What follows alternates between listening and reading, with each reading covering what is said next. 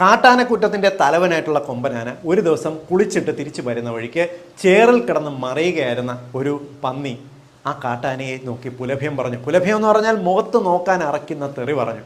പക്ഷേ കാട്ടാന മൈൻഡ് ചെയ്യാതെ നടന്നുപോയി. കൂടെ നിന്ന എല്ലാ പന്നികളും ആ പന്നിയെ വാഴ്ത്തി. നിന്നെ ആ കാട്ടാനയ്ക്ക് ഭയമാണ്.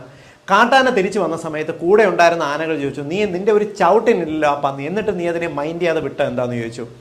കാട്ടാന പറഞ്ഞു, എൻ്റെ ഒരു ചവിട്ടിനില്ല ആ പന്നി എന്നുള്ളത് എല്ലാവർക്കും അറിയാം. പക്ഷേ കുളി കഴിഞ്ഞ് ശുദ്ധിയായിട്ട് വരുന്ന ഞാൻ ആ ചെളിയിലുള്ള പന്നിയെ ചവിട്ടിക്കഴിഞ്ഞാൽ എൻ്റെ കാലാണ്, എൻ്റെ ശരീരമാണ് വൃത്തികേടാകുന്നത്.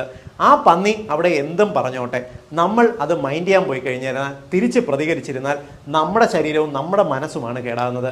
നമ്മളെ നോക്കി കളിയാക്കുന്ന ചെളിവാരി എറിയുന്ന മനുഷ്യരുടെ അവസ്ഥയും ഇതുപോലെ തന്നെ. തിരിച്ച് അവരെ പുലഭ്യം പറയാൻ നിന്നാൽ നമ്മുടെ മനസ്സും ശരീരവുമാണ് കേടാകുന്നത്. ഇത്തരം കൃമികീടങ്ങളെ മൈൻഡ് ചെയ്യാതിരിക്കുക.